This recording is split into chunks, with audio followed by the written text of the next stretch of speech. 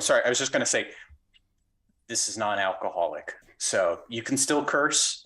I just want to be clear. Richard Hamilton's not out there advocating drinking and podcasting at the same time. I didn't say anything, but I saw that and I was like, that looks kind of like something, but I'm not going to say anything. Yeah. Hello, fellow hooligans. If you are seeing this, chances are you came from my season 3 of the 9 Realms video. If not, go check that out because it's up at the same time that this is going live. I have an extremely special guest here today, Richard Ashley Hamilton. Dragons fans may know him as the writer of 2 graphic novels associated with the franchise, The Serpent's Heir and Dragonvine. Richard, thank you so much for being here. It's my pleasure, Audrey. Thank you for having me. So the primary topic of this interview is going to be the 3rd graphic novel that was never released, called The TIDES. It was originally set to release around the time the 3rd movie came out, maybe a little bit after that, but due to certain reasons, it was never published, and it's kind of been in limbo for the past few years. And fans have been curious about the story, and Richard is here today to tell us about it, and it's so exciting. Are you ready? I'm ready and I'm excited because I've been wanting to tell this story for 7 years now. I think we started making 7 or 8. We started making these comics in 2014, and it took a while. And yeah, the plan was that all 3 graphic novels were going to bridge that year between the end of How to Train Your Dragon 2 and the start of How to Train Your Dragon 3. So in our perfect planning, the book would have come out and then the movie would have come out right at the same time, and you would have had this lovely long continuous story. And it unfortunately didn't quite work out that way, but at least we got 2 graphic novels, and there was a free comic book day story too, like a little 10-pager, and I think they included that in the beginning of the Dragonvine graphic novel. Yeah, Burning Midnight, I think is what that was called. I remember that debuting as well. But before we get started talking about the plot of the TIDES and everything and answering a few fan questions that were submitted, I would just like you to talk a little bit about yourself, your craft, how you became part of the Dragons franchise, because I think it's important for fans to know that you really worked your way up the ladder at DreamWorks. It wasn't like you just got hired on as a writer. Didn't you actually start working at DreamWorks as a receptionist? Not even a receptionist, a temp receptionist. Yeah. So, and no, that's no shade on temps or receptionists at all. It just, it was a function of the fact that I had basically at that point in my life, all I had to my name was a master's degree in screenwriting. And I had a comic book self-publishing company. And neither of those things were super popular at the time. The comic book thing's a little more popular these days. So I couldn't get arrested in this town. I couldn't get hired anywhere. And so I thought, well, I better start temping to just kind of get my foot in the door. And then maybe I could just prove myself without anyone having to look at my atrocious resume. So that's what happened. One of my first assignments was to temp for one of the receptionists at DreamWorks. And it's, I don't know if you've ever seen pictures or video of the campus, Audrey, or if any of your fans have, but it's a beautiful, beautiful studio. And I loved it. And on the first day, I remember calling my wife.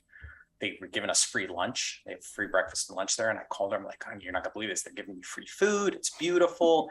And I had some downtime. So I would walk the halls. And on it was the 2nd floor of the Riverside building, I saw the first images of How to Train Your Dragon 1. And there were these big boards that they would use for pitch meetings. And I saw the lineups of the characters, and I saw Nico Marley's drawings, and I saw that basically like half the cast of Superbad was doing the voices. I'm like, this looks incredible. This looks like a movie I would want to see because, prior to temping there or any of that stuff, I mean, as a kid growing up, I loved comics and I loved animation. I loved fantasy. And, as much as I enjoyed movies like Toy Story, I kind of was missing like a really cool action adventure fantasy animated movie. There were a few of them when I was a kid. Black Cauldron kind of springs to mind, and even like things like Dark Crystal, not technically animated, but those kinds of stories were really meaningful to me as a young guy. And then I saw these first images for How to Train Your Dragon, and I thought, wow, this could be really, really cool. And anyway, over the next few months, I kept getting brought back for different temp jobs, and then I finally got to temp for 1 week for one of the associate producers on Dragon One, and that's when I got to see a lot of good stuff. And this was before Chris and Dean came on as directors, so it was really kind of neat to see that earlier version of it, and then compare it to the one we all know and love that finally made it to the theaters. So that's how I wound up at DreamWorks. And to answer your question, it was just blind dumb luck that I got there, but I'm thankful I did. But you worked your way up, though. Didn't you start becoming, more immersed in the writing side of things later on? Yeah. And Dean is really very much to thank for that. So I worked my way up. I eventually got to be hired on full time as an assistant to the chief creative officer. He was a guy named Bill Damashki, really great guy. He really championed the first Dragon, and Chris Sanders and Dean DeBlois as the writer directors of it. And I guess I never made it a secret that I was a writer, before I went to DreamWorks. Like I said, I had a degree in screenwriting, so I was writing screenplays. I had self-published my own comics and graphic novels. And I was working in the studio, and anytime I would talk to anyone who was creative or another writer, I would just geek out with them. And maybe I was kind of obnoxious, always giving people my comics. But anyway, it wound up that I'd been working for Bill for probably about 3 years, and maybe he was getting a little sick of me. And he's like, Dean's looking for an assistant and a script coordinator on Dragon 2, and I think it'd be a good fit for you. And it was just because I shown my boss Bill all my comics, and he knew Dean liked comics, and so then I got to make the transition over to the Dragon 2 crew. And I've talked about it before, but I'll repeat it because it just goes to show how awesome Dean is. I interviewed with him for this job to be his assistant and the script coordinator, and I was very nervous. I'd never met Dean before, and then I went in his office, and he just pitched me the entire plot of Dragon 2. And I was like, this the whole time, it was amazing. And he wrapped it up, and it's a complete emotional 3 acts, beginning, middle, and end story. And he's like, so do you think you want to work on this? I'm like, are you kidding? And not even a minute after that, we just started talking about comics. And he was saying how he was a big fan of Conan comics. And I just sort of had this fantasy back then. It'd be kind of cool if maybe one day Dean and I got to make Dragon comics together, not knowing that a few years later, that's exactly what we'd be doing. So again, just blind dumb luck. Yeah, that's amazing. It's honestly one of my dreams to just one day sit down with Dean and be like, what was your original vision for this entire franchise? Because it seems like every movie, it started as something definitive, and then it went through so many changes, and it's just like, I want to look into his brain. He just has so many cool ideas. He does. And what he pitched pretty much matches the first half of the Dragon 2 we all know. And I won't give away all the stuff because it's probably his story to tell. It's definitely his story to tell. But his version was just as amazing and just as powerful. And that's one of the cool things about Dean, is that he sort of rolls with the punches. Animation's a really iterative art form. You're doing a lot of screenings, you're fielding a lot of notes, you got to make a lot of changes, and you just got to kind of keep adapting and still try and stay true to the heart of the story, which he does better than anyone, I think. Yeah, I'm smirking right now because my viewers, they've heard me make fun of DreamWorks for doing stuff like that in the past, so they're probably familiar. What, for messing with the artistic vision of filmmakers? A little bit. Never. That was actually one of the cool things about Dragon 1, was that by the time Chris and Dean came on, I think there was maybe 10 months until the release of the movie, and they had to make that release. And I don't think I'm talking out of school. I think this is all on the special features of the Blu-ray and everything. There's Dean's doc. But Bill, my old boss, the chief creative officer, was like, we don't have the time to second guess them. So they just sort of let Chris and Dean do what they did. And I mean, you can't argue with the end results. It's an amazing movie. And I think I love Dragon 2 because I worked on it, and also because I love the characters. But that one was because the first one was a success. Because the first one was a success, it had so many more eyes on it. and it had so many expectations put on it, a lot of them which were unfair, and it made the movie making more difficult on that one. And that also kind of carried over to the third one a little bit. So still happy with the way they all came out, but it was not that mad dash to the finish line that the first movie was, where nobody questioned it. They just like, we're doing what Chris and Dean said. Well, I think that's a really telling testimony to the people who worked on it. It turned out so amazing despite the hardships, and that's something to really be proud of. You've worked on everything from the films to Race to the Edge to the games and the graphic novels. What is the process like switching between those mediums, and which one did you enjoy the most? The process of switching honestly wasn't too difficult, just because, you know, I'd gotten to know the characters so well and the world so well. And I think as a result of having that job as the script coordinator, where I was taking Dean's scripts, like all the different drafts, and when we would do recordings with the cast or we would do new screening, I would have to true up the screenplay to match the latest cut of the movie in the Avid with new dialogue that maybe Dean thought up on the spot in the recording, or maybe it was an ad lib that like Jay or America did, or TJ Miller was the king of the ad libs.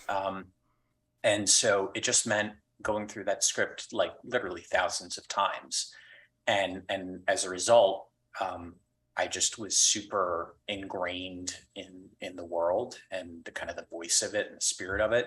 So because of that, if I had to go from one medium to another, it wasn't so jarring because I knew the characters. The problem was, and it wasn't really a problem, it was just learning kind of the different parameters of each medium. Like, you know, in the video game, we didn't have voiceover, it was all text on a screen. So I couldn't have long blocks of dialogue because people are trying to play and you don't want to slow down the gameplay. And that's difficult for a character like Hiccup, who's really talkative, right? And overtalks. And then with VR, those are really fun to do because they're so immersive, but VR is not a great medium for storytelling, I don't think, like getting a plot across, because basically when you first put on the goggles and the haptics, you're spending a couple minutes just looking around like, oh, there's my dragon, there's my hand, there's the windmill, you know, and there's Gobber's shop. And so any plot stuff that a character is trying to feed you, then it just goes right over your head. So for those things, they were like theme park rides. The plot had to be super stripped down, and it was just about giving people like a thrill or a sense of adventure. And so we just focused on that. So it was that was probably the biggest challenge, was just figuring out what is each medium really good at, and then trying to target the characters and the stories towards that strength. And then Awesome. what was the other part? Oh, which did I like the most? Yes. I mean, obviously I'm a comic fan, so I'm going to say the comics. Like that's just how I learned to read and write, and it's you know, that was like a very cool full circle thing for me. So Yeah, I kind of assumed that was going to be the answer. Yeah. So before going straight into the plot of the Fire Tides, could you give us a brief recap of Hiccup's journey throughout both The Serpent's Heir and Dragonvine specifically? I know a ton happened in both, but just focusing on, you know, the central plot. Yeah, sure. I think when I talked with Dean about the graphic novels, especially with The Serpent's Heir, the main thing we want to get across is like Hiccup and Toothless have just become the chiefs of their respective tribes. And what does that mean, like on a practical day-to-day basis? And so we started The Serpent's Heir like the basically seconds after the end of Dragon 2. Like we wanted to pick up directly from the events of that movie and just show what's Hiccup's first day on the job, and also Toothless's to a certain extent. And also just kind of allude to the fact that, you know, Hiccup is still grieving in a way. He doesn't have much time to do it because they're automatically pulled into a new adventure off island. But, you know, he lost his dad, Stoic. Spoilers. I think your audience knows this. And so it's a big loss for Hiccup personally. It's a big loss for the community, but he also has his mom now, and he hasn't spent much time with her really when you think about it. So there's just a lot going on. So we wanted to pick him up right right on their first day of the job, but launch him into adversity and just show that even when Hiccup and Toothless are confronted with something really heartbreaking, really painful, a loss, that they are such strong leaders and people, or dragons, that they're not going to miss a step. They're going to keep doing what they need to do for the good of their respective tribes. And to me, that's just very much in keeping with Hiccup at the end of the first Dragon movie. He loses his leg, but he doesn't miss a step. He keeps going with the kind of the rickety prosthetic, and he never sees what some people would call a handicap as any kind of liability or limitation. If anything, he kind of pluses it up and makes it do some pretty cool things. So that was where they were in Serpent's Heir.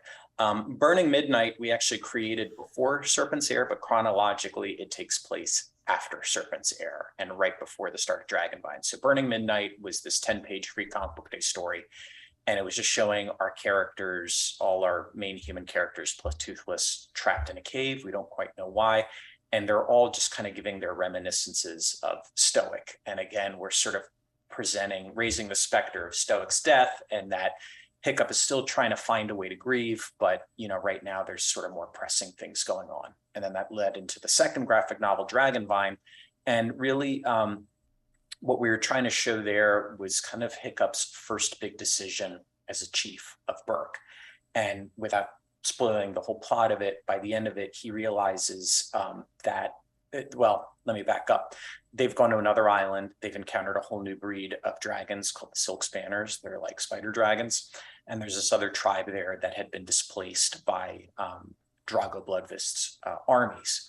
And we kind of talk about it in the second movie, but Drago, as he was building his dragon hunting army, was going from land to land, amassing all these soldiers. And as a result, he was displacing a lot of people from their homes.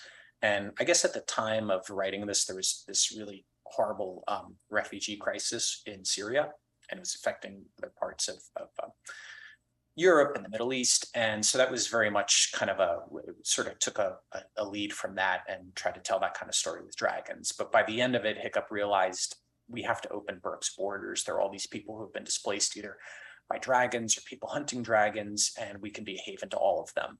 And so that was his big decision there.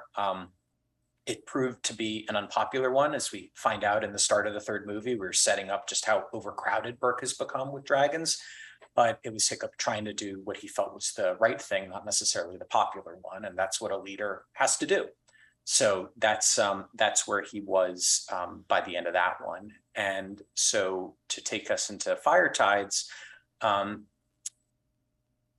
me, the theme would have been how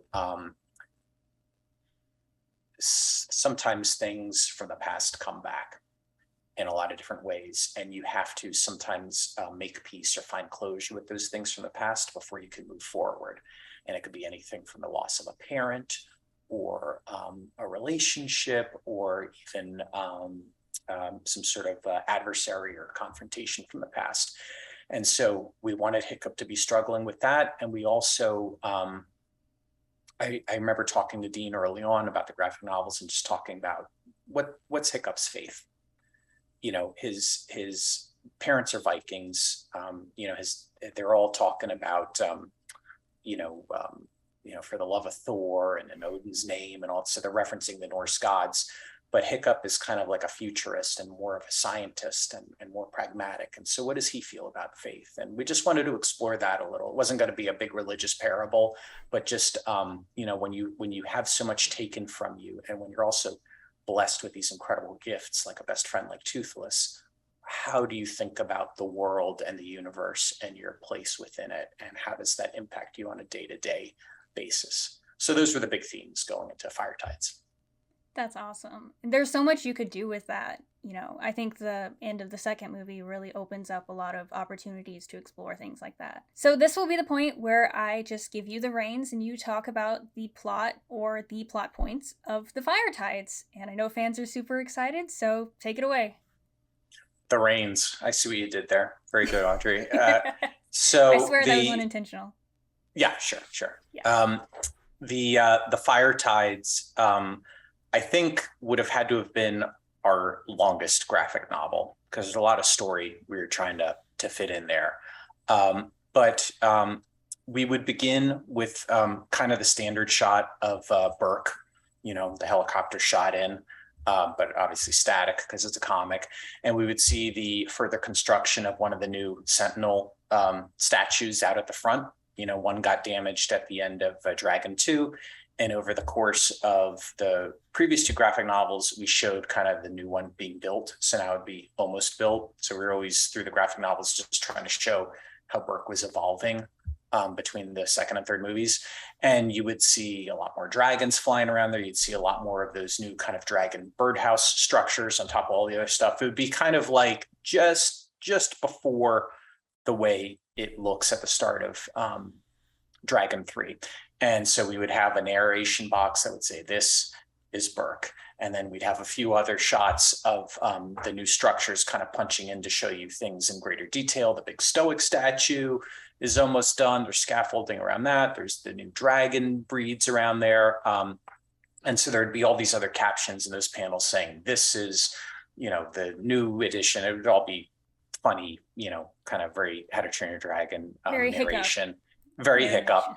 And we would then cut to Hiccup and Hiccstrid and kind of the gang and their dragons, and they're all standing and they're surrounded in the clouds. And through a series of panels, you pull out and pull out, pull out, and you realize that they're all on top of a Forever Wing, and it's flying. And it's one of the Forever Wings that they liberated in the Serpent's Air. And they're basically using it like a giant aircraft carrier, or like a shield helicarrier from the Avengers movies, but it's a giant dragon they're on.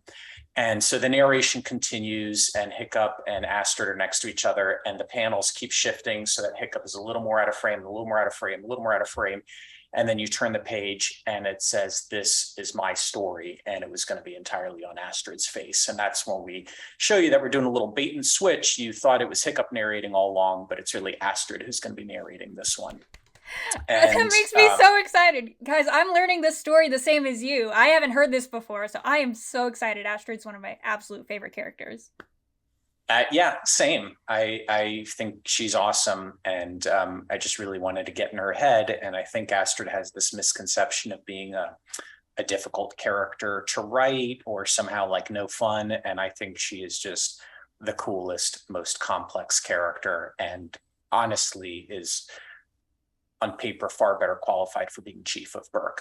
And we were going to sort of get into that a little bit in the Fire Tides. And basically, they're all on this aircraft carrier because this is Hiccup's sort of first big diplomatic role that he has to do as the Chief of Berk. And it's the Great Gathering of Chieftains. And these are the ones that Stoic mentioned in Dragon 2, like when he first saw Drago, and we had all those cool flashbacks. So now it's Hiccup's turn to go there and represent Berk. And he was going to encounter the other, chieftains from the archipelago, including Heather and Dagger, who were going to be there representing their tribe. And so we we're going to get a little bit of business with them. We were also going to get a little moment with Fish Legs and Heather to kind of like put a little bow or a little button on their interest in each other. And one of the other chieftains that we were going to see there is a guy named Eret, father of Eret, who was Eret's dad. And so we were going to kind of sort of play with the idea that they would have a very different, almost the exact kind of relationship that Hiccup and Stoic had. And so we're just kind of fitting in all these little character moments. They have the Great Gathering of Chieftains, and we would kind of lay in some little Easter eggs about Grimmel and kind of presaging him for the third movie. And we would just get the sense that the rest of the archipelago, with the exception of maybe the Berserkers, were very concerned about what was going on in Berk, and Hiccup's decision from the end of Dragonvine to open up Berk's borders to all dragons in need was just kind of creating larger problems all around there. And this was going to sort of set up Hiccup's decision in Dragon 3 to basically move to New Berk. So we're always trying to point back to the movies and sort of, if not give you like a direct spoiler of like a big plot moment from those movies, at least inform where the characters were emotionally going into the films, so that it just all felt like one continuous story. So they kind of end the Great Gathering. It's not a super long scene, but it ends kind of like on a rocky note for Hiccup. You know, he feels like he probably could have done a little bit better as chief, and he wonders how his dad would have handled that. And you know, his dad was beloved not just on Berk, but was respected throughout the archipelago. And you know what knows he's being compared to his late dad, and how does that make him feel? And as they're flying home on the aircraft carrier, they encounter a freak storm, a maelstrom, and you know, sort of like a Category 5 hurricane. And the Forever Wing is very big and very cool, but it's kind of a slow dragon. It's not as nimble as, like, let's say, a storm cutter. And so it gets caught in the storm, and everyone gets blown pell-mell. And Toothless's tail flap gets damaged, so he can't fly. He and Hiccup get knocked down into the ocean. Everyone else gets scattered, and Volca gets injured. She gets a bit of like a shrapnel, or you know, maybe it was a piece of Toothless's tail flap, hits her on the head, knocks her unconscious. And so at the, you know, finally we cut to the storm has passed and everyone is scattered. Hiccstrid and most of the others are floating in the water. They've kind of made rafts out of some of the debris, and they can't find Hiccup and Toothless anywhere. And so now Hiccstrid realizes that she's got to go back to Berk and deliver this bad news that Hiccup is not, nobody can find him. And Hiccstrid believes he's still alive. She knows it in her heart, even though some of the other people are starting to question that.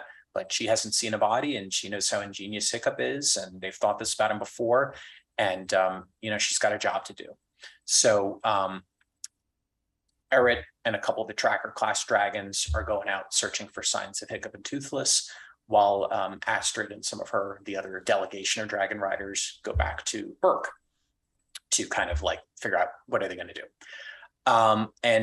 We eventually revealed that when Hiccup and Toothless fell into the ocean, they weren't going to get separated by sea shockers again.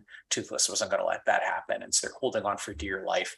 And fortunately, because Toothless is the alpha now, a dragon came to his aid, and it was a dragon that we set up as an Easter egg way back in the first graphic novel, and that's the Fathom Fin.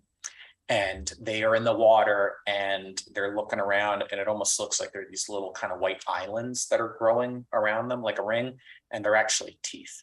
And it's this giant Titan class tidal dragon that swallows them up. So we think, oh, well, now they're eaten. But the Fathom Fin is really cool because it's kind of like the submarine of the dragon world, and it has a gullet that is inflatable, kind of like a pelican's. And so when it puffs it up with air, it becomes like a big air balloon, and Hiccup and Toothless are able to breathe inside of it. And the gullet gets kind of transparent, semi-translucent, so they can look through it like a glass bottom submarine. And it is taking them all under the ocean, and they're seeing wreckage of old Viking ships and some other cool Easter eggy things we would have thrown in there. And it eventually takes them to this underwater area, which is the Fathom Fin's nest.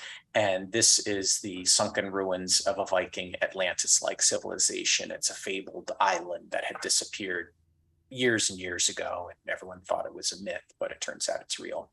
And so that's where they get deposited. So we now cut to Hiccstrid and some of the others heading back to Berk, and Volca's with them, and she's unconscious. And she's sort of, Stormcutter is out with Eret and Stormfly and Skullcrusher. They're all searching for Hiccup and Toothless. And so they are basically bringing Volca back like in a makeshift stretcher. And as she's sort of like rolling back and forth, we use those as transitions to her past. And basically, as she's unconscious, she's having flashbacks to when she was first taken from Berk by Cloudjumper. And so we see them first arriving in what would become her oasis. We see her and Cloudjumper bond a little more. And then these are sort of spread out over the course of the graphic novel, but I'm just consolidating them for this conversation. We would see her first encounter Drago and their battle, and we would see her be captured by Drago and then escaping. And there were in in that fort, that the dragon trapper fort that Drago had, they had a whole pack of speed stingers.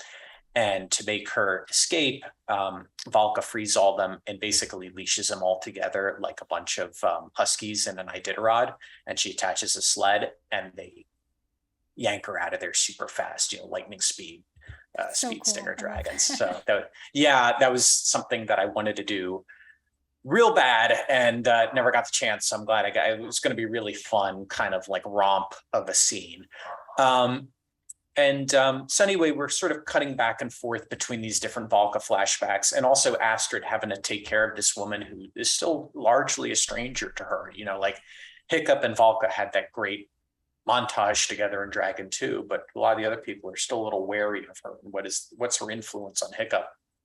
But Astrid also knows Valka's important to Hiccup. It's his mom, so she's caring for her, and this is kind of like laying the foundation for why Valka is so crazy about Astrid by the time we get to Dragon 3, right? So spoiler, Valka's going to survive. They eventually get back to Berk, and the Vikings are freaked out when they find out that Hiccup is missing, and Astrid asserts herself as the chief, and just puts on a real brave face, and she says she's going to call in her reserves. She wants to call in the A team. And so we see the A team, and we also see kind of an aged up version of Gustav. Oh, really? Gustav got hot.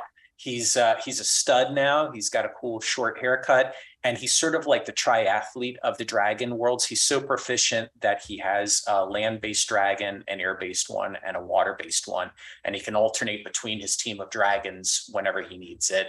And they also bring in Bayana, who is our African dragon rider from Dragonvine. He's part of the team now too.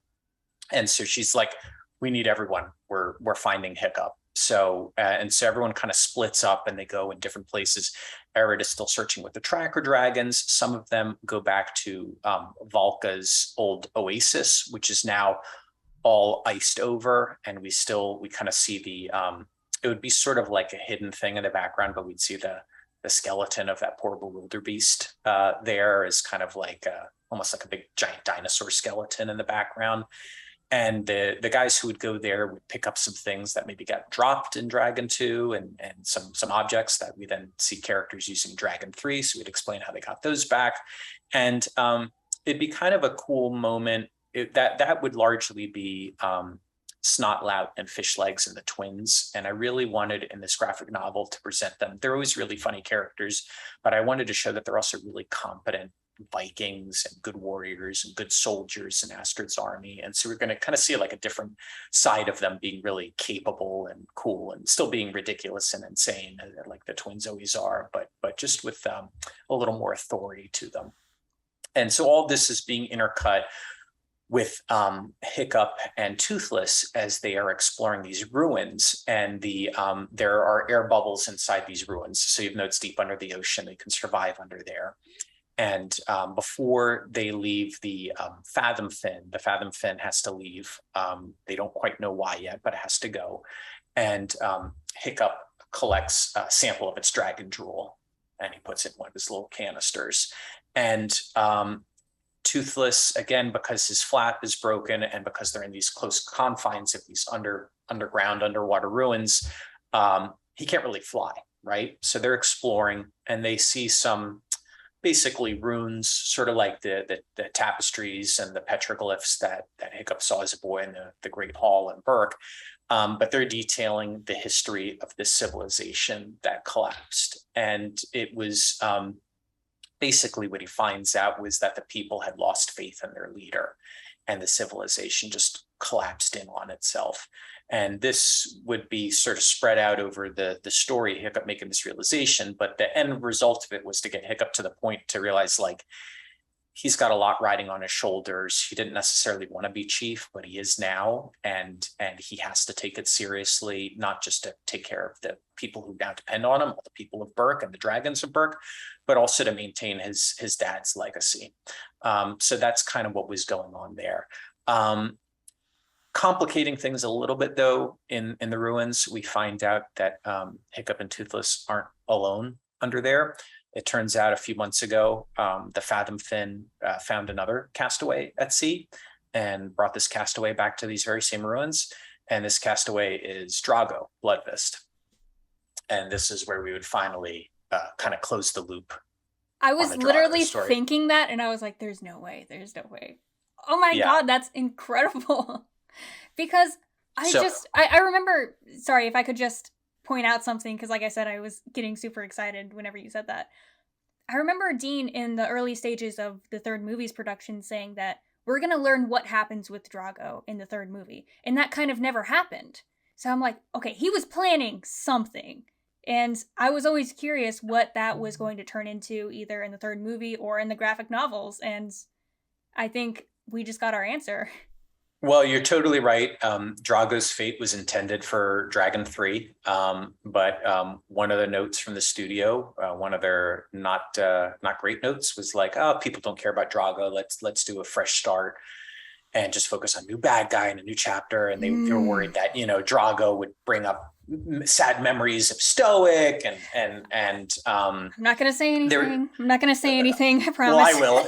It was a stupid note and they were dead wrong. But yes, they were. I was like, I'm a fan, I mean, of this franchise. And I know that's like, I don't know, in Star Wars, like you find out that Darth Vader is Luke's dad and then you never see Darth Vader again. Yeah. Like, it just doesn't make sense. And so obviously there's still a lot of pent up demand for like what happened to this character. And we saw his arm, his prosthetic arm, but we didn't see anything else. And so we'd get into a little bit of what Drago's been up to. And he did lose that arm, but he does have kind of a new appendage. And this is the other new dragon for this book. And that's the Tormentipede. And it is basically a giant centipede-looking dragon, but its back legs have attached itself to Drago's stump, and it now functions as sort of like a new prosthetic arm, one that can shoot fire and do all kinds of other crazy stuff. Oh, and so God, this is so cool. I'm sorry. I'm fangirling so hard right now. This is so cool. Good. That was the plan for this book, so I'm glad somebody's getting to enjoy it, and I wasn't just being a lunatic in my cave coming up with these things. And basically what was going to happen there was going to be sort of a knockdown drag out fight. I forget the term, but anyway, it was going to be pretty brutal between Drago and Hiccup and Toothless, and Hiccup and Toothless are, again, it's close confines. If Toothless does a big plasma blast, it could bring down the entire ocean on top of them. So they have to get sort of very clever, very MacGyver-y around there. And it's sort of like a game of cat and mouse with Drago hunting them there. And Drago's saying, we're ending this, and only one of us is leaving this sunken ruins, and it's going to be me or it's going to be you, and you're going to have to fight for your life. And Hiccup is a pacifist. And so again, we're sort of getting into the question of what kind of chief is he? What kind of legacy is he carrying for his dad, who's an incredible fighter? What does this mean for him as a point of faith? Hiccup's existence is about nonviolence and pacifism and turning the other cheek and finding another way. But if he doesn't fight now, he won't live to be able to protect the rest of his tribe and see Hiccstrid again or his mom again. So he has to fight.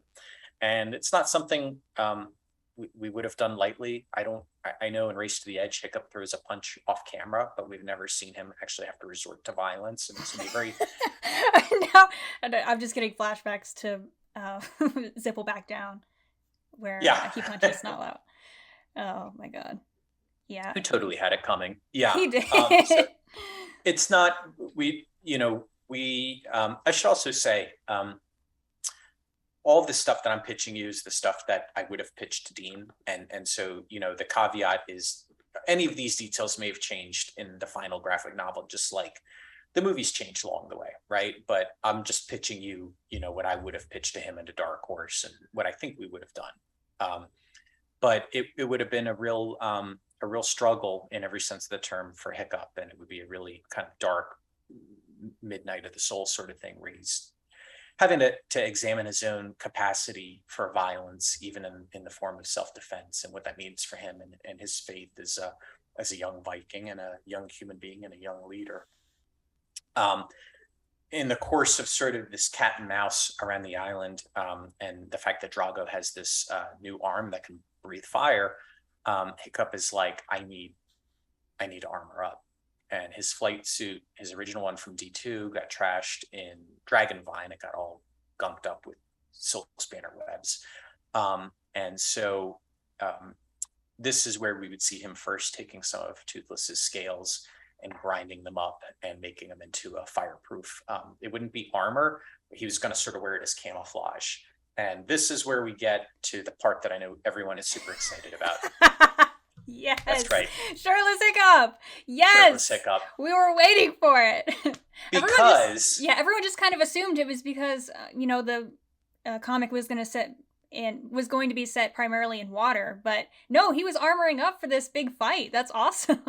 Yeah, I mean, it was a little bit of both because, like, his shirt is wet. He was in the ocean, so that's uncomfortable. And so we were going to get wet shirt Hiccup and shirtless Hiccup. Yes, and there'd be a beautiful several pages of him pulling it off and his shirt, and it would be definitely some cheesecake for the fans, but we also wanted to use it to advance character too. And I know that sounds stupid. That's like saying like, oh, we needed to have this nude scene in this movie because it's important to the character. But in this case, it's true. Sometimes it happens. It's a win-win, It's a total win-win. Yeah. And I think that's probably the greatest loss of all is that we didn't get to see it, at least yet. But it would not just be like Hiccup looking hot without his shirt, which he would, but yes. We would see that his back and his chest were all covered with scars and burns and other remnants of his dragon training and all the mishaps that have happened along the way. And I know so many fan artists that are shitting their pants hearing that. Like, yes, I was right the entire time. He does have scars. Big time. Yeah, good. I'm glad that's exactly the reaction we wanted. Yes, absolutely. Definitely. We would also see that Hiccup has a tattoo on his chest, and it's the runes that spell Hiccstrid. And shut up! Shut your fucking mouth! Shut your fucking mouth! Are you kidding me? Guess the interview's over. Oh, thanks, guys. It was great. You did not. No, you just pulled that out of your ass to make me happy, didn't you? You'll never know. No, I'm like so flustered right now. There's more. So, but anyway, Hiccup is grinding the toothless shells into like a paste, and he's now putting it on him like camouflage, kind of like Arnold Schwarzenegger in Predator, or the new Prey movie where you coat yourself in mud so the predator can't see you. So he's doing this, and now he's covered in black goop. He's blending into the shadows a little better, and he's now fireproof. And this was just, again, to sort of set up what was going to be his next gen flight suit in D3. I'm like so overwhelmed right now. I just can't gloss past all of this awesomeness at once. I'm sorry. I feel like I need to like take a halftime here. It's like dragon / fiction now, but I swear this was the plan for the graphic novel. Long story somewhat short, we're intercutting between Hiccup versus Drago in the Viking Atlantis, and we're intercutting with Hiccstrid being the new Chief of Berk and seeing her really kick ass. And some of the Vikings, and Gabber kind of voices this in a nice way, but he's like, you can show emotion, Hiccstrid. It's okay. You can be sad about Hiccup. And this is where she says she's not sad because she doesn't know that he's dead. She believes that he's alive. And if later on she finds out that he's dead, she'll be sad then. And we do see that she does tear up and she does love him, but she's also trying to honor him as best as she can by being the leader. And that to me was kind of the beautiful thing always about Hiccstrid, which was she's kind of like the kid whose parents really pushed her to be a star athlete. And so she has a lot of drive and she has a lot of strength and determination, but she's not a robot. She has feelings and she has passions and she has dreams. And one of her dreams is to spend the rest of her life with Hiccup. And she's not ready to let go of that dream yet. And anyway, the whole A team has assembled now. They look super cool, and they're like, all right, let's go find our chief. And so Astrid leads them out there, and they're all searching. And long story short, the Fathom Fin returns to the sunken city, and we realize the reason that it has air is because the Fathom Fin keeps going up to the surface and getting a big mouthful of air and bringing it down and blowing it into the ruins to keep these guys alive.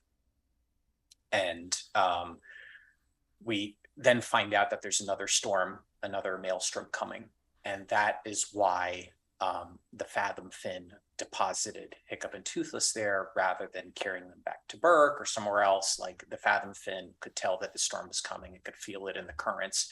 And so there was sort of like a ticking clock, and a reason why she would keep supplying air to the ruins to keep them alive there until the storm finally passes. But the Fathom Fin doesn't know that Drago is trying to, actively kill Hiccup and Toothless down there, right? So the air is coming in, the increase of oxygen is now making the Tormentipede's fire even more powerful. Hiccup is shielded, Toothless is shielded, but it's pretty brutal in there. And the Tormentipede is one of the few dragons that can resist the call of the alpha. And that is because we sort of set up that there's like a symbiotic nature between this dragon and Drago. It's a little bit like Venom in the Spider-Man comics and movies. But basically, the more time they spend with each other, they kind of feed off of each other. And Drago has such blind hate for Hiccup and Toothless that the Tormentipede is tapping into that, and it's ignoring the call of the alpha, saying, "Cut it out already." So there's the big battle, and it all goes down. And I won't, I still hold that hope that the Fire Tides graphic novel will come out in some fashion, in some way, in some year. But Drago does get a very, very final fate where it's very clear what happens to him. And I'll just say that Drago is not the one who leaves the ruins. It's Hiccup and Toothless who do. And but it cost Hiccup a little piece of his soul. He had to do the thing that he said he wouldn't in Dragon 2, but he had to do it because there was so much riding on his survival, and that's part of being the chief. And so this new maelstrom is coming, and it's messing up everyone's efforts to locate Hiccup and Toothless. Stormfly, being the awesome tracker dragon that loves shiny objects, has seen part of Hiccup's, I think it was some of his cartridges for his Dragon Blade. No, I'm sorry, it's actually his Dragon Blade. He didn't have it down there in the island with him. I should have mentioned this earlier. So the Dragon Blade has been floating in the ocean from where he and Toothless were knocked into it during the storm. So Stormfly finds that, has Hiccup sent, and now Astrid gets back on her dragon, and the storm is coming. Everyone else has to clear out. They're like, we'll resume the search later. And Astrid is like, no, if he survived one storm, not even Hiccup and Toothless can survive another. You go, I'm staying. And so she's looking, it's raining, it's windy, it's horrible, but Stormfly is a lot more maneuverable than that Forever Wing was. And when she's flying, it's really dark out. There's some flashes of lightning illuminating things, but then she starts to see some other illumination, and it looks like it's fire burning on the water. And what it is it's the Fathom Fin spit, which is flammable even when it's wet. It's like petroleum jelly. And the flame starts to grow, and it starts to make a shape. And what it is the same runes that spell Astrid. Hiccup has spelled her name in the water with the Fathom Fin spit. Super romantic. And oh my god. she finds him. They reunite. She has a spare tail flap which she's brought with her from Berk, from when she was there. She wasn't just going there to deliver iffy news about Hiccup. She was preparing for what are Hiccup and Toothless going to need when I do find them, because I am going to find them. And so that was kind of like his emergency flare that he put up. He knew Astrid would find him, just like she knew that Hiccup was alive. And they fly off together in their dragons, and they outrun the maelstrom this time. And then we end with a couple of moments. One of them is the main one, really, is just Hiccup and Astrid and their dragons together. And now they're both soaked with rain again. All of Hiccup's black stuff is washed off him, so we get a little more shirtless Hiccup. Astrid is all wet, so she's not shirtless, but she's taken off a few layers too. And we see that she also has a tattoo, and it's the runes that spell Hiccup. And I needed to bring some. Okay. I didn't know I needed to bring tissues here, Richard. For fuck's sake! That's so what we do, man. adorable. How to Train Your Dragon, making people cry for over a decade now. Oh my god, I'm like the biggest Hiccstrid shipper in the world. I'm like actually fighting off tears right now. That's so sweet. Yeah. So we know they're going to be okay, and so that was pretty much ending it on a on an up note, and kind of having the table set for the start of Dragon 3.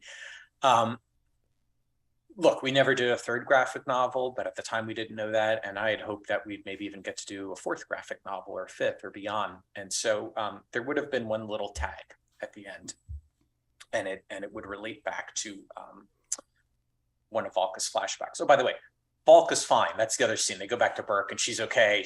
They're knocking the head. I was so concerned about the Hiccstrid moments. I was like, Valka, who? Who's Valka? Yeah, right. The mom. Yeah, it's about her. So she's fine. But there was one other flashback that she had, which I didn't mention, and that is when Valka is first transported to kind of the icy area where her oasis is going to be. She's exploring a cave, and there's flames, and there's like a campfire, and she goes in and she sees an old woman bent over scribbling something, and it looks just like Gothi, but her back is turned, and Valka says, "Gothi," and this woman turns around, and it looks just like Gothi, but it's not Gothi, and she's wearing a red blindfold, and unlike Gothi, she can talk, and she knows exactly who Valka is, and she knows what's going on at Berk, and she has to destroy all of it.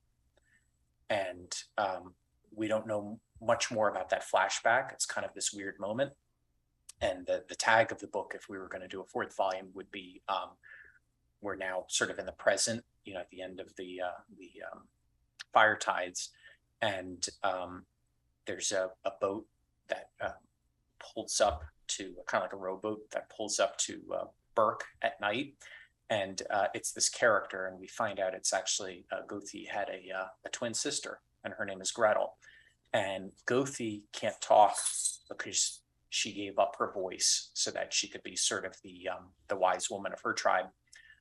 Gretel gave up her eyes so that she could be the wise woman of a different tribe. And she now wants to get revenge on Gothi and the rest of Berk. And she hasn't come alone.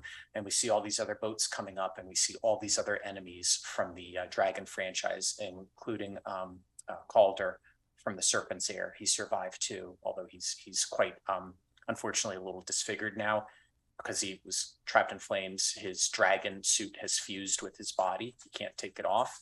And so it's basically going to be the, here's my Light Fury. Oh my god. I was about to say, that is the cutest dog in the world. Except for mine, but... It was going to set up kind of this big Avengers battle between all our expanded Dragon Riders, including the A-Team, and sort of this Legion of Doom of all the Dragon's villains. And that was going to be the next storyline. That's so incredible. I can't believe that. I know we were having people ask about Gothi, and it's like, yeah, I didn't even realize that she was going to play that big of a role in this story, but that's, I mean, again, so much that you could do with her character. Gothi is the character that always kind of kept slipping through the cracks. She had a much bigger role in Dragon 2 originally, and she spoke in it, and it was a whole thing with kind of runes and telling the future and sort of mysticism. And so we were going to sort of get into kind of like the spookier side of the How to Train Your Dragon franchise if we had done that one. But I'll tell you, it's a hard pitch, it's like the bad guy in this volume is Gothi's evil twin sister. It's like, kind of had to spell it out a little bit for people. But anyway, that's the fire tides, more or less. I'm sure there's a few details I forgot along the way, but that's kind of the big and the small of it. That's insane. I'm still just processing all of it because it's so, I say it would have been so awesome. It is so awesome. You're such an awesome storyteller. Like, you and Dean working together is crazy. It's, thanks. I love this franchise so much. Yeah, me too. I mean, I'm biased, but we look, we got lucky that we got to do like 2 graphic novels and change. It wasn't the original plan. Obviously, we wanted to do a lot more, and could sort of talk about maybe why we didn't do more. But ultimately, I think it was just a matter of 2 things. The sales were not what anyone wanted at the time, and there's reasons behind that I don't think necessarily have to do with how good or how bad the books are. Also, DreamWorks is really tough to work with, and Dark Horse at the time, some aspects of it were really hard to work with, and it was just not a smooth relationship. And I think that ultimately was kind of the nail in the coffin. It just reminds me of one other beat from the Fire Tides. I don't know if you want to edit this back in or not. Sure. It was before we get to the whole opening with "This is Berk" and we reveal that it's Hiccstrid narrating the whole thing. We would see a scene very much like Forbidden Friendship from the first Dragon movie, where it's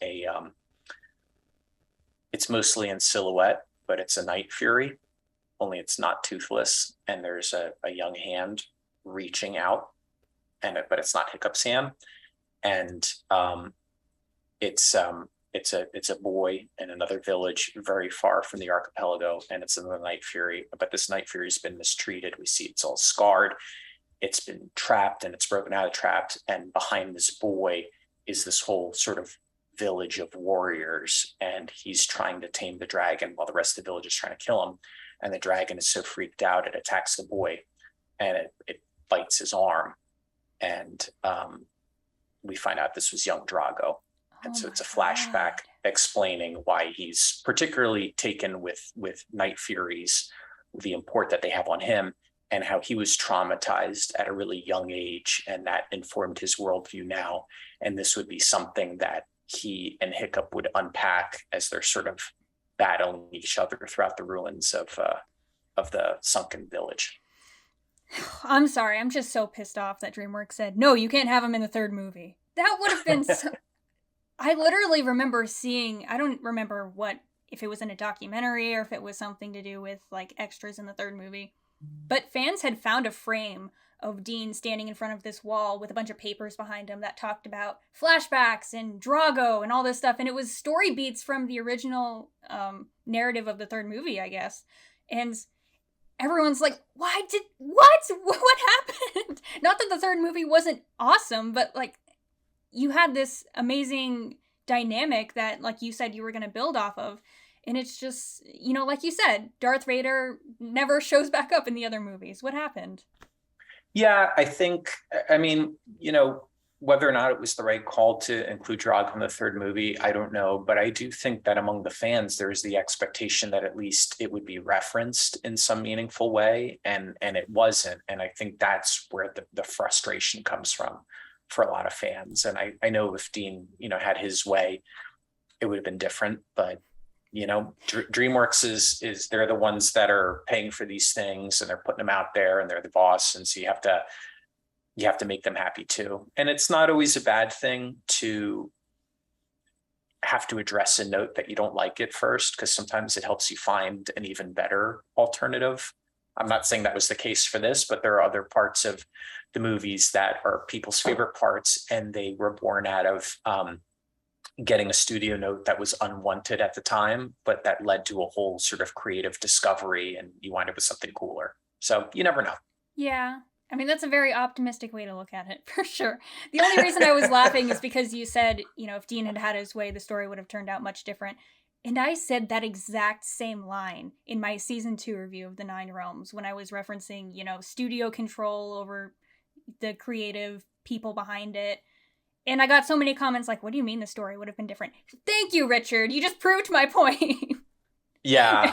I mean, it's not my place to get into the specifics, right. But somewhere out at some point, the kind of the original ending for Dragon 2 and how that would have led into Dragon 3, like that'll come to light. And it was really cool. But it's, I think we got to be careful when talking about that stuff, because we got to not dump on the movies that we have, which are great. And it's not to say I love the movie. I love all of the movies, so please don't. I'm not saying that the movies that are out right now are bad by any means. It's my favorite franchise of all time, in case you hadn't noticed.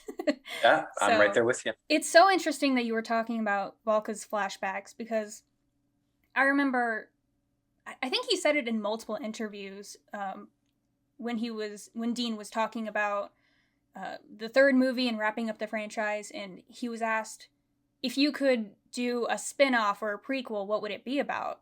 And he always said Valka's 20 years. And so I'm sure there are just so many ideas that he has, and that was always something that was really interesting to me. So it sounds like we would have gone into that a little bit here. We would have scratched the surface. I mean, like in Success, it would have been great to have a whole line of dragon graphic novels, and like, the young Valka Chronicles. And, I even really wanted to do like a line of sort of like Astrid YA novels, because Oh, I don't know if I could have handled that, honestly. it's the one character where you could do it, because the deal DreamWorks had with Cressida Cowell was that she got all the book rights, but if it was a character that was unique to the movies, which Astrid was, then we could have conceivably done that. But you you'd just obviously hire me. I'll do it. I'm a writer. There you go. Yeah. Well, you're gonna have to fight me for it, but yeah. Maybe we could co-write it. We'll see. Yeah, absolutely. Yeah, those would have been awesome. But yeah, I mean, it would have been great to do that. It would have been really fun to do. I don't know if we could handle a whole series, but like just like one issue that's all about Rough Nut and Tough Nut, because some of my favorite scenes to write were always theirs. And just like in the Burning Midnight one, we sort of get a view through their eyes of how they see the world, and they're nuts. I was going to ask about that. Was it your idea to make them stoners in that? Or they weren't stoners, at least in my mind, although I could see that. No, it was just like, if you were a Viking kid, what would you think like a cool like superhero thing would be or something? And just, I don't know, the idea that in their mind they were fighting a giant Godzilla Gothi hybrid, I thought was funny. Yeah, that was a joke, obviously, but it's just, you see that, and yeah, I probably shouldn't say this out loud. I may cut it later on, but just knowing the actors and the voice actors. Oh yeah. Especially Jay. Yeah. Oh yeah. No, I definitely, if their characters weren't stoners, that doesn't necessarily apply to the actors playing those characters. So there are all kinds of interesting smells coming out of the recording booth whenever the door would open and close. With Jay, it was usually McDonald's. With TJ, it was usually something else. Oh my god. Again, another interview highlight from Jay where he was like, Hiccup curses a lot and he eats a lot of McDonald's. I don't know why, but those were the two things he was like, yeah, this is what Hiccup does. Yeah. I think someone had asked him, like, oh, what happens in the booth when no one's, that fans don't know about? And those were the answers that he gave. So. Yeah, I mean, Jay, I guess I didn't realize until I started working on the movie, but I mean, he started out acting really young and kind of had like a lot of experience doing voiceover work and stuff. So he was really comfortable in the booth, and he would go in and go really hard at it for a couple hours and then just be spent. And the way to kind of get his energy back up was McDonald's. Everyone knew that. And so there was always McDonald's waiting for him. And, sometimes he would come to the DreamWorks campus in Glendale. Sometimes we'd have to record remotely with them. And so we just have to make sure that someone at that recording studio picked up the McDonald's in advance, and Jay likes Big Macs and he likes this, and it was all ready, That's awesome. I'm just going through all the points. I was like, oh, can you touch on this and this? Yeah. And I think you got pretty much all of them, and even extra that I was not anticipating whatsoever. Oh my gosh. Was Hiccup and Astrid planning, like, were they gonna kiss in this one? Oh yeah, for sure. Okay. They were gonna kiss. Yeah, I mean, when they're reunited in the middle of the storm, there's a maelstrom blowing around them and huge waves and lightning and fire. They were gonna have an amazing kiss in the middle of that one. And again, that was kind of an annoying note from DreamWorks, which was in Dragon 2, they had way more of a kiss in that one, and just like their affection for each other was a lot more evident. and the powers that Really? be were concerned. I mean, it was nothing like over the top, it was not going to be like an NC-17 rating. But I remember it really galling Dean that like the studio would be like, let's have like basically more violence, but any sign of like human affection was like, oh, we can't do that, which Dean always thought was crazy. And I did too. So I'm like, in the comics, they're going to kiss. They're young and they're in love and they both just survived some crazy stuff. So why shouldn't they? I mean, I had to ask because I knew that I was going to get people like, wait, you didn't ask him if they kissed or not. We have to do fan art of this right now. We need to know. No, that would have been not just a kiss, but like a full splash page, meaning it took up the whole page, just an image of them embracing. And obviously, Toothless and Stormfly doing something cute in the background behind them while they're doing it, so. It's so sweet. I'm like so flustered because I love Hiccstrid. It's crazy that, we got all of this information just because the fandom is so thirsty for Shirtless Hiccup. Like, that's really what started all of this. And it's hard to believe. Which, speaking of, going into what you had in mind for finally delivering a canon Shirtless Hiccup to the fandom, and it involves direct effort from them. So... Yeah. The, Dragons fans have been amazing all along for many, many years now. And I'd say together, they have all been able to accomplish some really amazing things like this show, like a lot of petitions and letter writing campaigns that have come out for the Fire Tides. And the most popular thing by far, though, is the Shirtless Hiccup. And so I figured since the fans have gotten us to this point, let's see if they can take us a little further. So I would, with your blessing, Audrey, like to open it up as a bit of a contest to your viewers and all the Dragons fans out there. Let's do a Shirtless Hiccup art contest. And we will, you and I will pick the winner or winners. Maybe we'll do like a first and a second and third place, or maybe we'll do like best overall drawing or most creative. We'll figure out that part of it. But we have some really talented fans out there, and I'd love to see them turn in their best PG rated picture of that's where we're drawing Hiccup. The line, guys. PG rated. Yeah. It has to be like, you have to think of it like it's like a frame that has been spliced out of one of the movies. So it would have to fit in with the movie, but it could be Shirtless Hiccup. And only thing is, you now have to include scars in the HTTYD tattoo. That is official. That has to be part of it.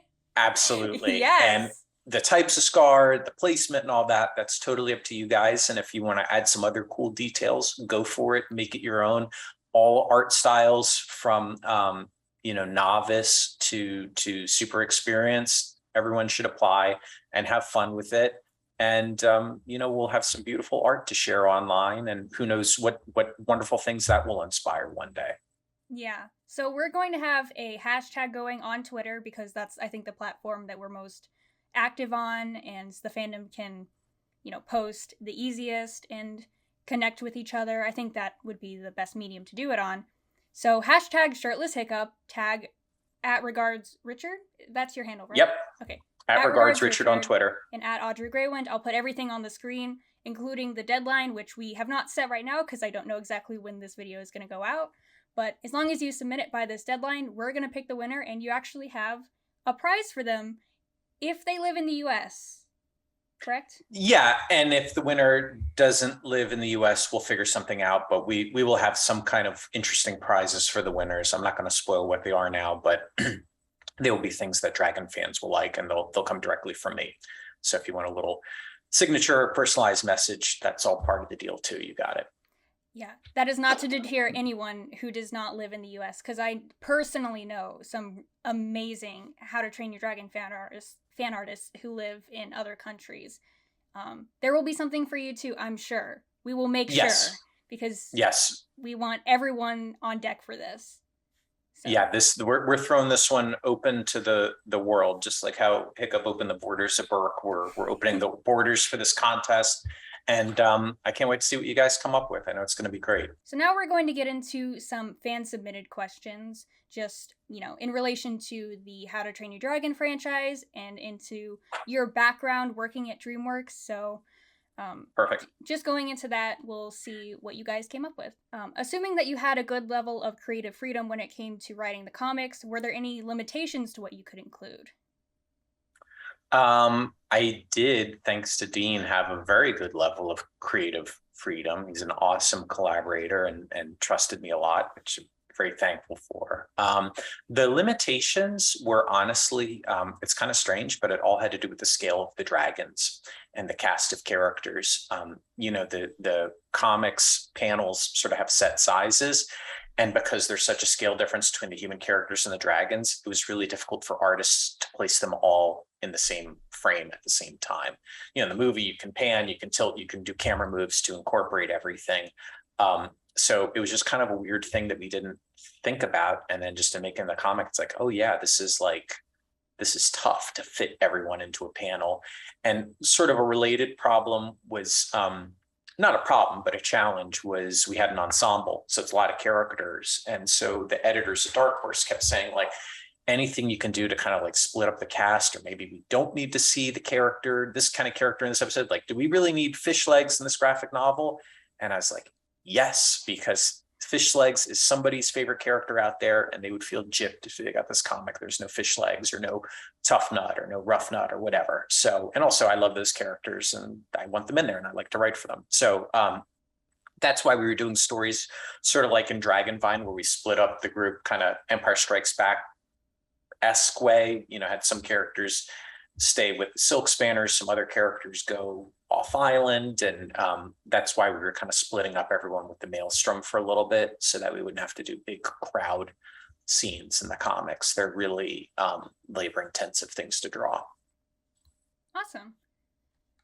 What was it like working directly with Dean on a franchise that he's crafted from literally the ground up? Which, I mean, it's kind of interesting that you mentioned earlier, you were kind of a part of it before he was even, but, assuming that he has been behind it the entire time, calling all the shots of the story and everything, and you actually got to write with him, what was that experience like? It was a nightmare. He's a really brutal taskmaster. No, it was the best. Dean's awesome. I owe my whole career, Dragon's career and otherwise, to him. And he gave me a lot of opportunities writing on Dragons, but it's also, supported all my work outside of it and beyond it, and just, wanted to see me do well as a writer and not like want to keep me as an assistant forever, which just speaks to how awesome a guy he is. So yeah, it was, I would say it was an incredible education, but that makes it sound more boring than it was. It was a lot of fun. There was hard work and there were tough times, and you would fall in love with a scene or a moment in one of the movies and you have to cut it because of notes or something. But that's all part of the process, and all of it is a privilege just to get to work on these things. So you figure it out. And, Dean taught me things that almost seem like opposite skill sets. Like, he's an amazing world builder, right? And especially that 5-year jump between Dragon 1 and 2, just the way that the dragons have been incorporated into the very fabric of Berk and the lifestyle, and like they have technology now, and Hiccup's flight suit and the dragon blade, and like all that stuff was just Dean thinking all that up. By the same token, Dean is an incredibly focused and emotional storyteller. And that was those are the two main things I learned from him, is like, world building is good if it all starts in character, but you can't forget the characters and all that. You have to invest more in them than in the world building. And so that was just, stuff that I tried to apply to the Dragons graphic novels and really everything I've done since. So yeah, it was a total dream job. Yeah, he sounds like such a hard guy to work with. Oh my God. Yeah, he's got a real attitude. What are some of the challenges with writing pre-produced franchises and graphic novels associated with those, such as How to Train Your Dragon and Troll Hunters, that you might not encounter when crafting your original stories?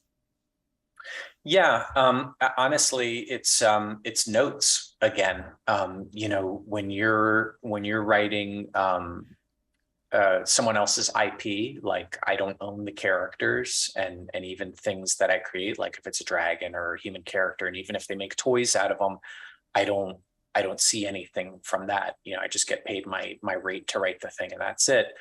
But that going into it, that's just part of the deal, and it's still fun to contribute to the mythology. But the biggest challenge is, one, you have to make sure that your story does not actively contradict what has come before or what's going to come after. And that's really tough to do in animation because, like we were saying earlier, it's really iterative.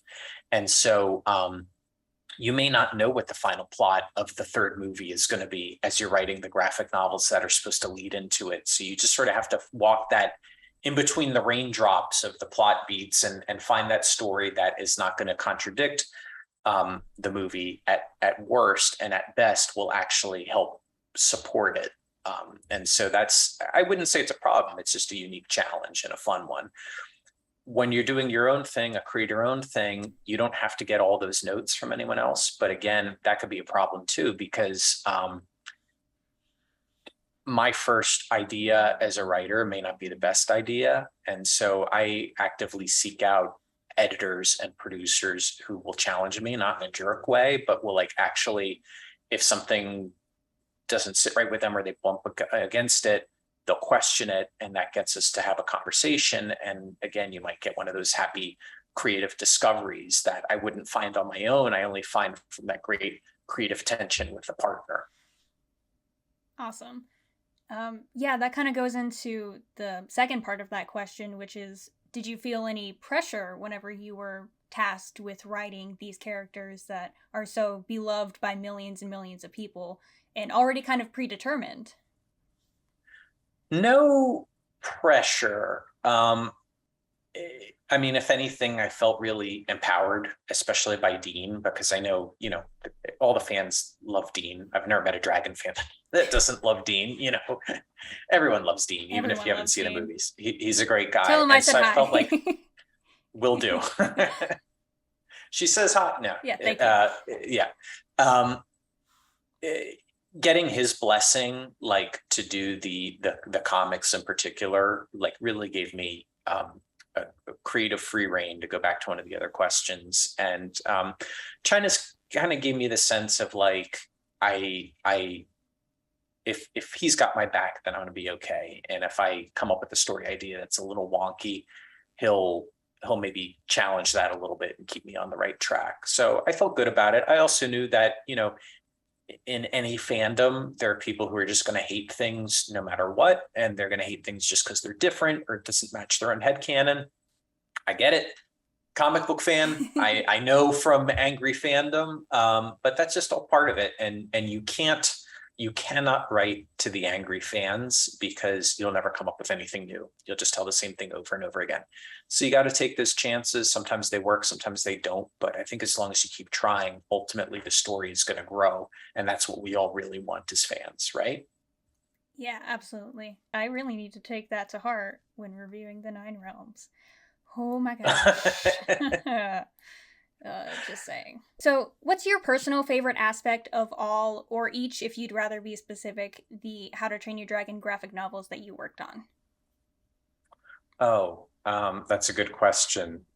It's different for each. I mean, overall, I was just happy to be doing comics with my name on them and Dean's name on them, and they were about these dragon characters that I loved. So that's the overall general thing was great. In Serpent's Air, it was really getting Doug Wheatley's art. We had kind of struggled to find an artist and worked with some other talented people, but it just wasn't the right fit. And Doug just had this amazing talent of like making the characters look like they did in the movies, but also translating it to 2D art form. Really hard thing to do. And POV, our production designer of the movies, was instrumental in helping him do that. And so it was really cool to see all that come together. And when the new pages would come in, it was like a Christmas present in your inbox every day, seeing them. So that was really exciting. And with Dragonvine, my favorite part of that was, having a little diversity to the roster with Bayana. And also, I had always wanted to do a spider dragon and was kind of amazed that nobody had done one yet in any of the shows or anything. So I was really happy we were able to sneak that in before the bastards that Race to the Edge beat me to the punch. So no, it's all good. Not gonna say anything too off, out there, but the Nine Realms kind of ripped you off. Yeah. It happens. When working on the 2 graphic novels for the franchise that you did, was there ever any discussion of including characters or events from the Riders of Berk comics that came before it? There were not, and it's nothing against those comics. Those comics were great. Actually, one of my jobs before I got to write my comics was to look at the scripts coming in from Titan, which was publishing all those other Dragons comics, and just give notes, making sure things were on franchise. So they're great comics. It was more just sort of like a rights issue between publishers.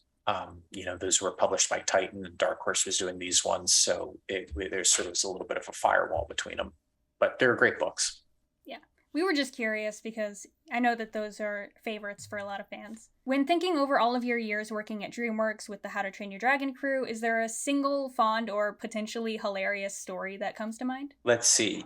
Hilarious story. Well, there's the one where Jay was recording dialogue for Dragon 2, and it was kind of towards the end of the production. So we'd called him in quite a few times before, and this was going to be the last one. So he was kind of like a little over it, still giving a great performance, but how many times can you say bud? So he was getting a little crispy, and he, towards the end of the recording, proceeded to go into the longest, most profane rant of Hiccup dialogue I've ever heard, full of curse words and all kinds of other naughty stuff, and it was hilarious, and we were all laughing. And what Jay didn't realize was that Jeffrey Katzenberg, the head of DreamWorks Animation, decided to pay the recording booth a visit, just to, say hi to the talent, check in and everything. And I won't go into detail of everything Jay said. I'll just say it included the word eargasm. And when he was done, everyone's laughing, including Jay. And then Jeffrey Katzenberg, poked his head and sort of joked around and said, Jay, you're fired. And so we were laughing about that. Obviously, he was not fired. It was a good time, but it was just Jay blowing off some steam. So that was pretty fun. And Bonnie, our producer, Bonnie Arnold, I was sitting next to her, and she has a really contagious laugh. So it was just, I remember that being a really, really joyful time. My fondest memory, it sounds like I'm paying myself a giant compliment, but it's actually about Dean. But we, whenever we would do a screening on How to Train Dragon 2, we would show the movie, and then a couple things would happen. One would be the crew of the movie. They could watch it and they could contribute notes, ideas that they had, all with the hope of just making it better and better. The other thing that would happen would be a separate meeting where the heads of the studio and Dean and the key leadership of the movie would all go in a conference room, and they would discuss the screening that just happened, and they would, talk about what worked, what didn't work, what could be improved, what was confusing, and everyone just contribute ideas. And one of my jobs as the script coordinator was to be in those meetings and to have a little tape recorder and record all the notes of what everyone is saying in the room. And then I would later take that recording and transcribe it into a written document that would be a complete list of all the notes. And we'd use it as a checklist, like, okay, Jeffrey Katzenberg wants us to make this scene shorter. Did we do that? Okay. And they said, well, so it was just sort of like our punch list of the improvements we needed to make between screenings. And there was one screening that happened on Father's Day, right before Dragon 2 came out. I was a new dad, and Dean was kind enough to tell me I didn't have to go to that meeting. I could stay with my family on Father's Day. But the tape recorder was there. And in that meeting, Jeffrey Katzenberg, the head of DreamWorks, was talking about notes that the crew had written about the screening and talking about some of the crew's ideas. And I had written some notes, and Jeffrey read them, and he liked them. And he liked them so much, he was telling them to Dean and everyone else in the room, not realizing that Dean and I knew each other pretty well. And Jeffrey said at some point in that meeting that Richard Hamilton is one smart dude. And again, this sounds like I'm paying myself a massive compliment. I will tell you that Jeffrey Katzenberg has no idea who I am, even though I sat outside his office for 3 years. He has no idea who I am. But he liked these notes. And here's the point of this whole rambling story. The only reason I know any of this stuff is because Dean told me. As soon as that meeting was done, he called me and he said, hey, I just want to let you know that Jeffrey Katzenberg loved your notes. And he even said that Richard Hamilton is one smart dude. And Dean, who had just gone through a screening, had all these people talking at him for like 2 hours, who now had to go back to his home and write new script pages and figure out what he needed to fix for this movie. This is all resting on his shoulders. He still took the time out of his Sunday to call me and tell me that. And it just meant the world to me. It was like a real shot in the arm and a confidence boost for me. And really that helped me get my first real writing job at DreamWorks. So That's amazing. Yeah, I mean, you stuff know, like that means so much. yeah, Whenever you're working your way up, it means so much. yeah, to have like a, you know, I always think of Dean as like a guardian angel, you know, and so he's just always been that way, and that's, you know, why one of the many reasons I love working for the guy. So yeah. So, regarding your work on the Dragons video games, such as Dawn of New Riders or the VR Expo, which I was fortunate enough to experience. Oh, It, great. yeah, it was the traveling Walmart one, wasn't it? Yeah, yeah. There was It another was one that I awesome. did too, with a separate company, but that one doesn't travel. But I'm so glad you got to see that one. So you got It to sit in a was, little egg chair and mm-hmm. everything. Yeah, And it's the fun. Rough Nut and Tough Nut actors were there. It was Oh, hilarious. cool, Yeah, cool. it was awesome. Is the writing process any different in game format than it is to, comics or screenplays? I think you kind of touched on this earlier, where as long as it's taking place in the same universe, it's pretty consistent. Is that still true for the games? It is true. It's look, they're different media, right, or different mediums. So I think, like we were saying, like with the Dawn of the New Riders game, since all there was no VO, no voiceover, because they couldn't, you can't localize. That game was international, right? It was meant to be sold all over the world, so it'd be impossible to record all the character dialogue in different languages for every region in which the game is released. So we just did it as text that appears on the screen. So it was really, that was just a matter of what is the bare minimum of dialogue that we can get across as text that sounds like Hiccup or sounds like one of the other characters from this world, but that isn't making readers or making the players stop for like 5 minutes and read the screen, you know? So that was the challenge with that. Similar thing with the VR, like, because you've done it. Once you put on the headset, like, you're in the world and you're just swept up in it, and so you don't want to bog down your users during the experience. You want them to feel free and liberated, especially with something like Dragons, where you're supposed to be flying and having fun. And so we want you to feel that there's stakes, but we don't want you to worry too much. We want you to enjoy the ride. So those are the challenges there. Yeah, I mean, it was an awesome experience for sure. Was the story for that always kind of, set around the time of the third movie or not? Because I remember there being some, I don't remember if it was concept art or if it was a storyboard of Hiccup in that VR expo, but he looked older. Was that going to be something that you guys did? No, I don't think so. It was always meant to tie into the third movie. Um, Okay. I only wanted to ask Definitely. because Yeah. fans have been like, what was this art that was shown in the previews for it? That, Oh, I'm not you know, sure. I'm not sure about that. I'd have to see it. that's just something that I've been wondering for years, and I figured if I'm talking to the person who wrote it, now would be a good time to Hmm. ask. Do you have any advice for aspiring writers when it comes to screenwriting, graphic novels, or traditional publishing? Yeah, I mean, the all the basics are true. Like, I don't know about writing every day. Like, I can't even write every day. I take weekends off, but write as much as you can. And if you can't write on a day, don't beat yourself up about it. It comes and it goes. It's not like it's not like a spigot that you turn on and off whenever you want. Some, like, half of my job, over half of it is just thinking. So, like, I can be walking my dog and thinking about story stuff. You don't have to be like staring in front of a blank screen on your computer and wanting to kill yourself. So Okay, right can as I just say, as a writer, I know that feeling very well. Oh, So I yeah, totally well, get it. me too, and that's kind of counterproductive. So you want to put yourself in situations where you can write, but if it doesn't come out that day, don't beat yourself up about it. Tomorrow's another day. And then, like, on a really practical level, I would I would invest in a good therapist and a good attorney, because it's writing is can be a lonely experience. There's a lot of rejection, a lot of no, and it's really hard to, or it's really easy rather, to kind of want to give up on it. And it's just good to have like an advocate that you can talk to and that can be your friend through all that. And sometimes we have friends or family members who can do that, but some of us don't have that, and this is a person that's trained to be your helper and your support system. So, and now there's all these apps that you can kind of meet with a therapist virtually and very affordably. So I really recommend that. It's been a huge help for me, and also a really good attorney to, especially if you're creating your own content, to make sure that you and your creations are all protected. I think is invaluable. And the last thing I would say is the whole reason I'm here talking with you is that I never made it a secret how much I love dragons and how much I love comic books. And because I was just very forthcoming with my interests and my passions, people knew about it. And when the opportunity presented itself, I was able to take advantage of it. So if you're a writer, don't be ashamed of it. Be proud of it. Share it with anyone who's willing to listen.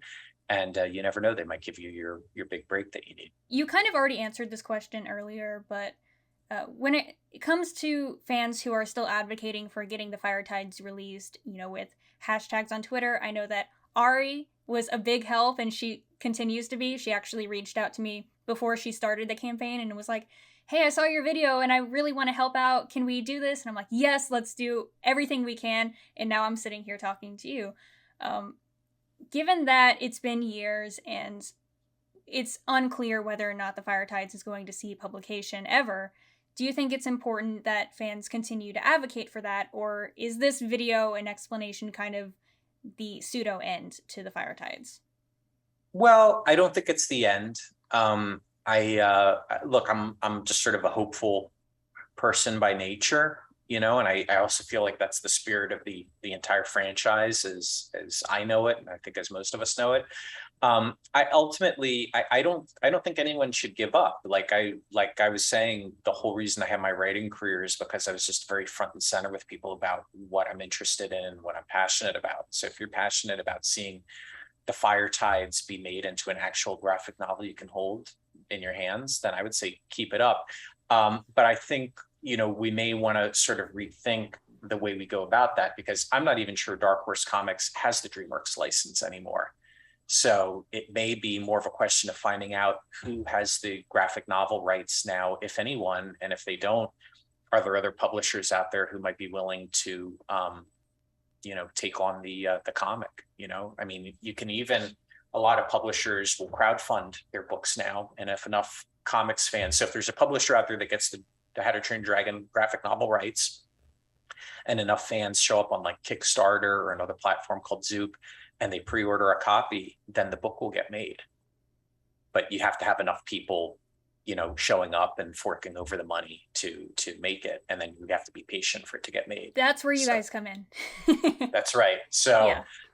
If someone wants to take that on, and yes, Ari and Lynn and a whole bunch of other great fans out there have been sort of carrying the torch for the Fire Tides all this time, which personally means a lot to me, and I haven't given up on it. Hopefully our conversation will sort of hold people over, and if for some reason the book never does happen, at least we have this. But I don't know. I never say never, and there's still a few other elements of the story that maybe we didn't talk about today, so that if it ever did get published, there would still be some surprises in the pages for readers. Right. And the final question from fans, and most importantly, what is your favorite species of dragon and why? Oh, hands down, hideous zippleback. I mean, why not? They're so cute, and just like it's like two dragons for the price of one. And storytelling is conflict, right? And so you have two independent minds that are sharing the same body, and so there's an inherent conflict. And I know, I kind of love sort of the binary nature of like how one head breathes the gas, the other sparks it. Like I just think it's a really cool dragon. So yeah, there you go. From just what I've heard of people who maybe aren't super familiar with the How to Train Your Dragon franchise, that's always the thing that's most endearing to them, is just the dragon lore and the fact that there's species and so many different things that you could tie into the story. It's awesome. My favorite dragons are Razor Whip because they're badass, but that's just me. Well, we'll put a pin in, we'll come back to that in just a little bit. So now is the point where I want you to go ahead and talk about all of your other works, the other things you have going on, because you're not just a dragons person. You've worked with Guillermo del Toro on Troll Hunters. You have your own works. But before we get into that, I do have one question to ask you. What does the word Nepenthe mean to you? Oh, well, it comes from Greek, and it is either a spell or a potion that creates forgetfulness. And so that was kind of the little hidden message for that, because I think when you were in they seemed like hot tubs at the time, but there was basically forever wing snot in them. And it was kind of like a soporific that would make people sort of forget about their problems, make them really complacent. So, I just wanted to ask because Nepenthe is obviously the name of the island with the forever rings, but it's also the name of the not the high school, the middle school in Fear Book Club, which I bought and read before this interview, and it was amazing. And I was like, oh my god, they're named the same thing. What does this word mean to him? And I had to ask. Oh, well, thank you. I'm a word nerd and I'm also one trick pony. So once I find a word I love, I just keep reusing it over and over again. Thank you for picking up Fear Book Club. I really Yes, appreciate it. I Yeah, loved it. I'll thanks. let you get into describing it and all, but to me, it really felt like kind of a it felt like Danny Phantom meets real world problems that you work Oh, into, you know, something that not necessarily younger kids, but middle school age kids and maybe younger yeah. high school kids can read. So I found it super interesting. Oh, well, thank you. I mean, that was definitely the intent. I mean, I'm older than you by quite a bit. So I grew up in the 80s with all these fun Amblin movies. And so I wanted to do something in that spirit. But I'm also a dad, and my one son just started high school. My other one's about to wrap up elementary and go into middle school. And so as a parent, I'm concerned about the challenges that face them. And you and many of the Dragons fans out there have to deal with all these stresses and fears that I just never had to when I was growing up, and any previous generation never had to. So it's a scary world out there, and I wanted to do a scary story about that, and kind of use the school that's haunted by these ghostly children as like a little bit of like a metaphor for it. So that's what Fear Book Club was sort of born out of in my head. But really, it's just about this middle school yearbook club. They go to this Nepenthe Middle School, and there's a new boy who just started the school. His name is Wit. He's very shy. He's always got a camera with him, and he kind of uses it sort of like as a security blanket to like not have to interact with other people, because he's always looking at him through the camera. And there's a reason why he always has that camera, and there's a reason why he moved to the town. But the new principal at his school thinks, well, if he likes taking pictures so much, why doesn't he join our yearbook club? And he can make some friends that way. And so Wit joins the yearbook club, and it's filled with a lot of weirdos. And I think if you're fans of our wonderful dragon riders like Snotlout and the twins and even Fishlegs, you'll see a lot of similarities between the Fearbook Club cast and them. So it's fun to write a quirky ensemble again, a really dysfunctional group. And they kind of hate being in yearbook club, but what they hate even more is when these really creepy photo negative ghost children start coming out of the woodwork, and only the yearbook club can see them. And they need to figure out why these ghosts are at their school, and what it means for them. And if they, like in yearbooks, they'll sometimes give honorary titles to students like most likely to succeed, that sort of thing. Well, none of the kids in this yearbook club are ever going to be voted most likely to succeed. They're a bunch of losers and weirdos. And if they don't figure out what's going on with these ghost kids in their school, then they're going to be voted most likely to join those ghost kids. So it's kind of a fun, supernatural, spooky ghost story set in a middle school, which I think is the scariest place on earth anyway. So Yeah. that's Fear Book Club. And as a special offer, Audrey, to your fans and all Dragons fans out there, if I know you're going to be kind enough to put the links to the books, they're available at Barnes & Noble, Amazon. Always try and get them at your local comic shop if you have one, or you can go to bookshop.org and you'll support a local bookstore in your area and they carry it. But however you get it, if you get Fear Book Club, and if you follow me on Twitter at Regards Richard and you show me a proof of purchase, it could be your receipt, it could be a cool picture of you with the book in your home or anywhere, it could be out in the wild. If you do that, then I will send you a book plate. I will mail it to you at no cost, and I'll just show you an example that I've made for Audrey. And it's going to come with a little dragon sketch. There's a razor whip on there for Oh you. my god, that's so And sweet. so that'll be going in the post to you. I'm no artist like Dean or Nico Marley, but I can do okay. So I If that? Because you had asked me that before, and I was like, "What's my favorite dragon?" I was like, "What do you have planned?" That is amazing. I love it. Thank you so much. Oh, it's my pleasure. Thank you. So yeah, find me on Twitter, follow me, send me the year of your birth and your favorite dragon breed and proof of purchase of Fear Book Club, and you'll get one of these in the mail for you. And they're little stickers. You peel them off, and then it'll go on the. You can put it on any page you want. I recommend the inside front cover because it's blank anyway. And then that way you get a little personalized a thank you from me that goes in there, because we might not see each other at a convention anytime soon. So this is a way to just kind of connect. So we'll do that for Fear Book Club, and we can also do the same thing for my other book series. It's called Scoop. It's sort of Veronica Mars meets X-Files. It's about a girl who's an intern at her local TV news station. And when she starts, she's an intern, so her jobs are like fetching coffee for people and editing video. But then she starts to find out about these other kind of sort of forgotten news stories in Miami, Florida, kind of supernatural stories, the ones that nobody else is reporting about, things like UFOs and ghosts and time travel and alligator people in the Everglades. And she starts investigating it, and she finds out it's all true. And even stranger, it's all connected to an ongoing legal case against her dad, which has him on house arrest.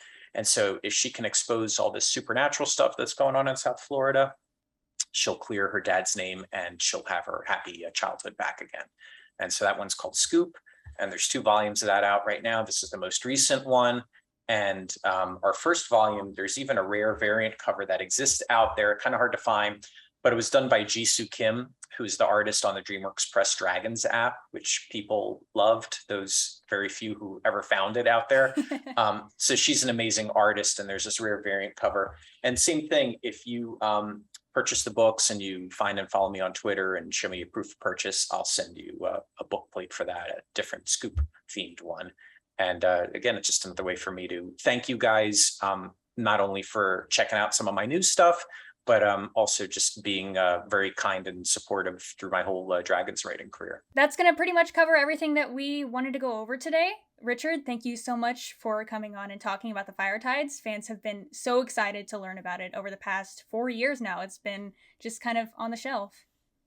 Well, thank you. I've been wanting to talk about it for over 4 years. So this is a win-win in my book. And thanks to you, Audrey, and to all the fans out there who've been supporting it and been interested and been supporting me all along. I really, really appreciate it.